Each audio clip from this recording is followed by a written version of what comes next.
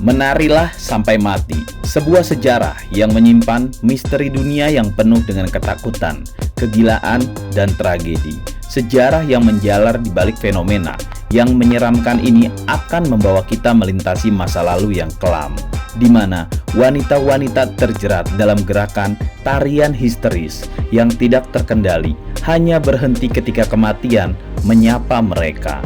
Penyebab dari fenomena misterius ini tersembunyi di balik kabut kegelapan. Dalam video ini, kita akan menggali setiap petunjuk, menyelidiki laporan-laporan sejarah, dan mengeksplorasi teori-teori yang ada untuk mencoba memahami asal-usul dan mekanisme yang melatar belakangi fenomena menarilah sampai mati. Apa yang memicu gerakan ini? Apakah faktor psikologis, gangguan neurologis, atau sesuatu yang lebih supernatural seperti terlibat di dalamnya? Mari kita menyelami misteri ini bersama-sama. Video ini akan mengungkap kebenaran yang tersembunyi. Fakta-fakta menarilah sampai mati akan kita ungkap di sini dalam perjalanan yang mencekam dan penuh misteri. Nomor 10. Iblis merasuki manusia, menjadi wabah menari menuju kematian.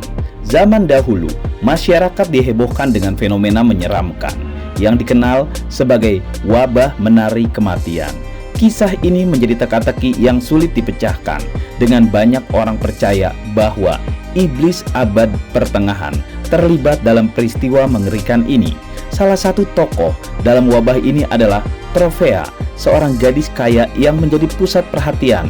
Bukan hanya dia, tetapi juga banyak penari lain yang terhubung dengan fenomena mengerikan ini. Pandangan masyarakat abad pertengahan menganggap iblis sebagai makhluk yang jahat, dapat merasuki manusia dan menguasai tubuh mereka. Masyarakat saat itu melihat Tropea dan penari-penari lainnya adalah orang-orang yang berdosa, yang tidak mampu melawan kekuatan iblis yang mengendalikan mereka. Menurut keyakinan mereka, iblis memaksa korban untuk menari tanpa henti hingga mereka lelah dan akhirnya mengalami kematian yang tragis.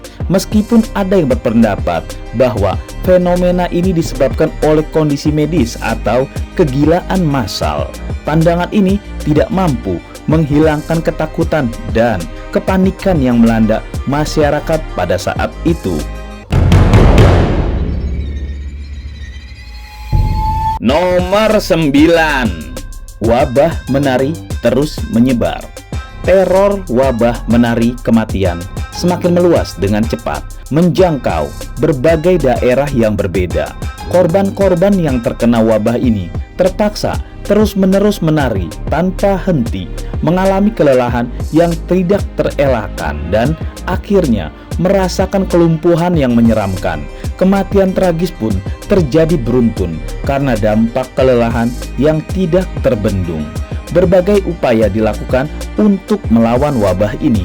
Dokter-dokter dan penyembuh berusaha dengan pengobatan tradisional menggunakan ramuan herbal dan obat-obatan yang seketemunya di tempat tersebut. Sementara itu, upacara keagamaan digelar untuk mengusir iblis dan memohon perlindungan dari Tuhan. Namun, meskipun berbagai upaya dilakukan, wabah menari terus mengamuk dengan kejam yang menakutkan. Wabah menari kematian di abad pertengahan mencerminkan keadaan sosial dan kepercayaan masyarakat saat itu. Keyakinan akan adanya campur tangan iblis dalam kehidupan sehari-hari memberikan penjelasan yang mengerikan tentang fenomena yang sulit dijelaskan. Peristiwa ini meninggalkan bekas dalam sejarah, mengingatkan kita akan kekuatan kepercayaan dan ketakutan manusia. Wabah menari kematian menjadi misteri yang tidak dapat dijelaskan secara rasional. Nomor 8. Asal mula menari hingga mati. Pada tanggal 14 Juli 1518, kota Strasbourg, Prancis, menjadi saksi peristiwa yang mengejutkan. Frau Tropea, seorang gadis misterius, tiba-tiba mulai menari di jalanan tanpa henti. Awalnya, penonton merasa terhibur melihat semangat Tropea, tetapi kegembiraan segera berubah menjadi kepanikan dan kebingungan. Trovea tidak bisa menghentikan gerakan tariannya meskipun lelah dan berkeringat. Ketakutan menyebar dengan cepat ketika fenomena menari tanpa henti menular ke penduduk lainnya. Sekitar 400 orang lebih terjebak dalam siklus menari yang tidak berkesudahan tanpa memperdulikan kelelahan atau bahaya yang mengintai. Mereka berputar-putar dan melompat-lompat seolah terhipnotis oleh kekuatan yang tidak terlihat. Kota Strasbourg berubah menjadi panggung tari yang mengerikan dengan penari-penari yang terlihat dalam kondisi yang mengerikan. Mereka kelelahan, jatuh pingsan, dan beberapa bahkan kehilangan nyawa mereka karena kelelahan yang berlebihan. Namun, wabah menari ini masih terus berlanjut tanpa henti, tanpa pemahaman yang jelas mengenai apa penyebabnya. Asal mula fenomena ini tetap menjadi misteri besar. Mengapa Trovea dan orang lain terjebak dalam lingkaran tarian yang mematikan ini? Apa yang menyebabkan mereka tidak bisa menghentikan gerakan tarian mereka, bahkan ketika nyawa mereka berada dalam bahaya? Pertanyaan-pertanyaan ini tetap menggantung dalam ketidakpastian, menjadi fenomena ini sebagai salah satu misteri yang paling menarik dan menakutkan dalam sejarah. Nomor 7. Ratusan orang menari sebagai jalan bahagia menuju akhirat. Ratusan orang terus menari tanpa henti, mengabaikan kelelahan yang membahayakan nyawa mereka. Mereka seperti percaya bahwa menari hingga mati adalah jalan bahagia menuju akhirat. Apakah ini sebuah keajaiban atau ada penjelasan ilmiah di baliknya? Pertanyaan ini memicu diskusi dan spekulasi yang beragam. Beberapa ahli berpendapat bahwa fenomena ini merupakan pengalaman mistis yang melampaui pemahaman kita tentang realitas. Bagi mereka, menari adalah ekspresi kegembiraan dan kesenangan yang luar biasa ketika menghadap Tuhan. Namun, interpretasi semacam ini sangat subjektif. Terlepas dari perspektif yang diambil, peristiwa ini telah mengubah kehidupan penduduk kota secara dramatis. Menari menjadi jalan mereka untuk meraih kesucian dan kebahagiaan spiritual. Keberanian mereka menghadap Tuhan dengan sukacita telah memperkuat keyakinan spiritual mereka. Nomor 6. Mati karena kelelahan. Kematian akibat kelelahan yang ekstrim menjadi misteri yang membingungkan. Faktor-faktor seperti kegagalan sistem kardiovaskular dan perubahan kimiawi pada tubuh dapat menjadi penyebabnya. Namun, fenomena ini melampaui pemahaman sains dan kedokteran karena ada kekuatan misterius yang terus mendorong orang-orang ini untuk terus-menerus menari tanpa henti. Mungkin ada aspek spiritual atau mistis yang terlibat di dalamnya. Meskipun tidak ada jawaban pasti, peristiwa ini mengingatkan kita akan pentingnya menjaga keseimbangan fisik dan mental. Kita perlu menghormati batasan-batasan tubuh kita dan menyadari bahwa kelelahan yang berlebihan dan tekanan emosional tidak terkendali dapat berdampak serius bagi kesehatan kita. Fenomena mengerikan ini menjadi pengingat akan pentingnya menjaga keseimbangan dalam kehidupan kita yang penuh tantangan. Nomor 5. Sejarawan dan ilmuwan menganalisa tarian kematian. Setelah 5 abad berlalu sejak wabah menari pada tahun 1518, saat ini sejarawan dan ilmuwan masih terus menganalisis penyebab yang sebenarnya. Teori-teori modern yang diajukan sangat beragam dan mencerminkan kompleksitas fenomena ini. Salah satu teori menarik adalah bahwa penari-penari terpengaruh oleh jamur psikotropika yang disebut ergot. Jamur ergot tumbuh pada batang gandum hitam yang lembab dan menghasilkan bahan kimia dengan efek serupa LSD. Menurut teori ini, konsumsi makanan yang terkontaminasi oleh ergot dapat mempengaruhi sistem saraf, menyebabkan efek psikotik pada penari-penari, menjelaskan perilaku tidak terkendali dan ekstrim yang mereka tunjukkan. Analisis menunjukkan bahwa kemungkinan penyebab fenomena mengerikan ini adalah infeksi virus ergot. Ergot adalah jamur parasit yang tumbuh pada tanaman gandum dan menghasilkan senyawa psikoaktif. Ketika manusia mengkonsumsi makanan yang terkontaminasi oleh ergot seperti roti dari gandum terinfeksi, mereka dapat mengalami ergotisme, kondisi yang memicu efek neurotoksik dan halusinasi. Ada dua bentuk ergotisme yang tergantung pada tingkat keparahan dan jenis alkaloid ergot yang terlibat.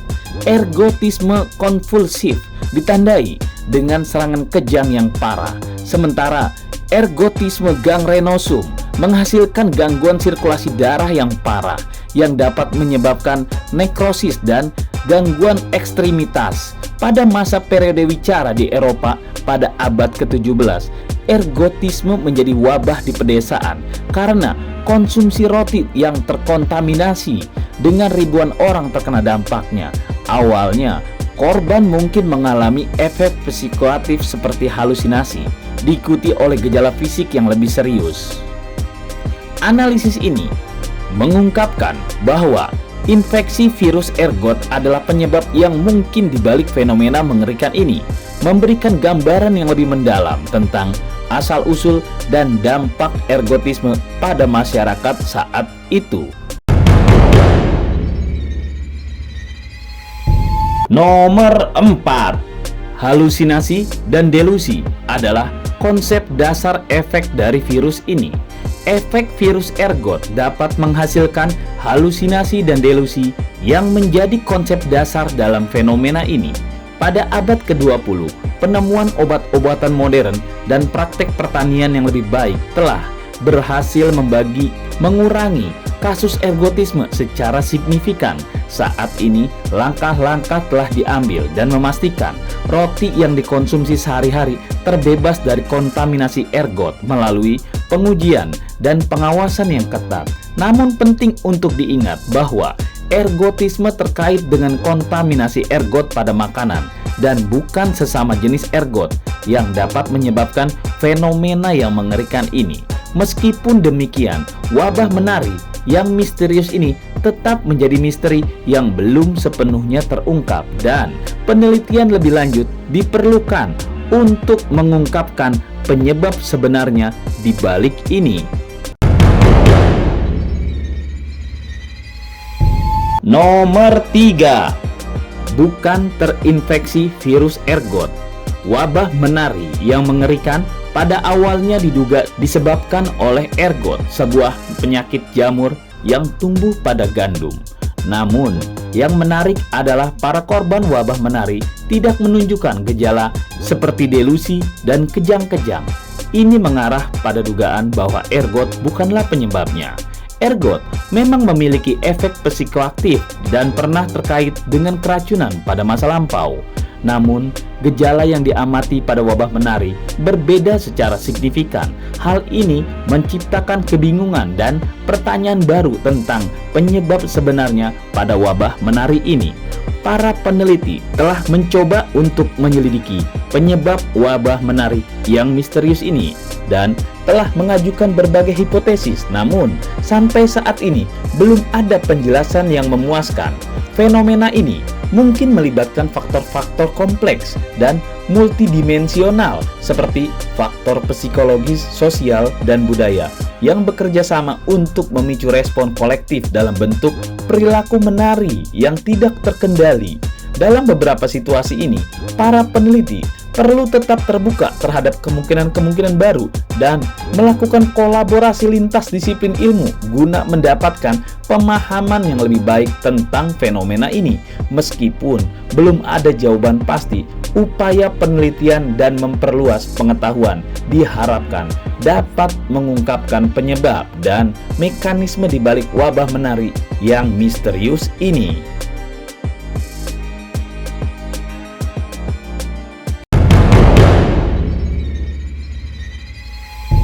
Nomor 2, hanya kegilaan psikologis karena situasi.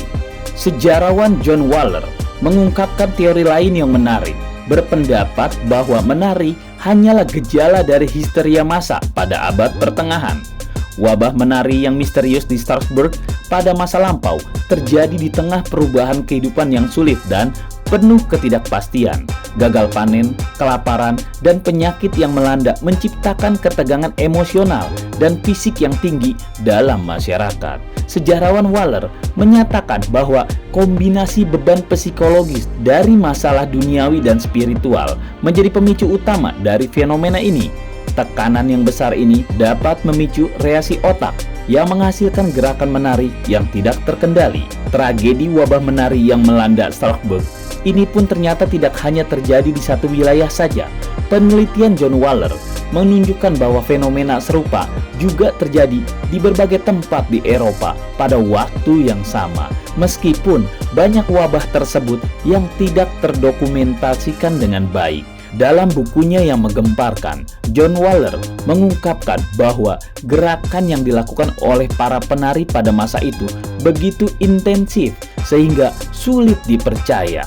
Gerakan tak henti-hentinya mengakibatkan banyak orang pingsan dan bahkan kehilangan nyawa. Dokumen-dokumen berharga yang ditemukan di arsip Strasbourg memberikan bukti jelas bahwa wabah menari tersebut dengan catatan yang menyebutkan orang-orang terjebak dalam kegilaan menari tanpa henti hingga jatuh pingsan dan meninggal dunia. Namun, wilayah lain di Eropa kurang terdokumentasi, membuat penyelidikan mengenai wabah menari ini menjadi sulit. Meskipun kemungkinan ada faktor-faktor serupa yang memicu wabah di tempat lain, tapi tidak ada bukti yang cukup untuk mendukung teori tersebut.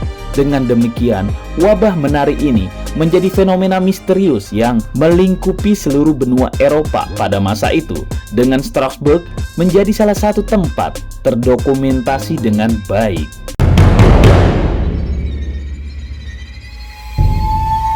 Nomor 1, tragisnya tarian kematian.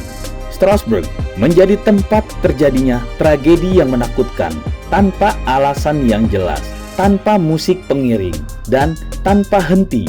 Warga terperangkap dalam tarian kematian yang tidak terkendali. Kejadian ini dikenal sebagai tarian kematian, membawa penderitaan dan kesedihan yang mengguncang.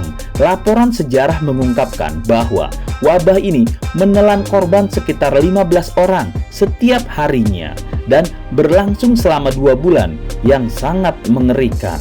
Dokumen seperti catatan dokter, khotbah gereja, dan catatan resmi kota Strasbourg dengan jelas mencatat bahwa korban terjebak dalam gerakan tarian yang gila dan tidak terkendali. Pihak berwenang meyakini bahwa tarian tanpa henti akan menjadi penyembuh bagi para penari yang terkena wabah ini.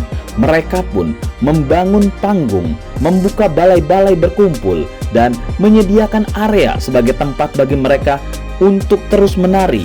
Musisi pun dibayar agar terus memainkan musik pengiring, sehingga para penari pun mau tidak mau semakin dalam terjebak dalam gerakan yang mencekam. Meski langkah ini sangat bertentangan dengan pengetahuan medis dan kemanusiaan saat ini, pada masa itu keyakinan irasional dan ketakutan yang melanda masyarakat mengendalikan tindakan pihak berwenang untuk melakukan kebijakan. Panggung dan musik pengiring kematian ini menjadi simbol tragis dari ketidakmengertian dan keputusasaan pada masa itu. Ratusan nyawa terjebak dalam gerakan yang membawa mereka pada kelelahan, cedera, dan bahkan kematian. Keputusan pihak berwenang ini tidak didasarkan pada bukti ilmiah yang menggambarkan betapa situasi yang suram dan tidak terpahami saat itu, serta dampak yang memilukan bagi para penari yang terlibat dalam wabah menari ini. Nah, itulah diskusi kita. Tulis di kolom komentar apa yang kamu pikirkan agar kita bisa mendiskusikannya lagi. Yang belum subscribe, jangan lupa subscribe dan aktifkan lonceng agar channel ini terus terbangun dan kamu menjadi yang pertama mendapatkan pemberitahuan video untuk diskusi-diskusi kita yang lebih seru lagi.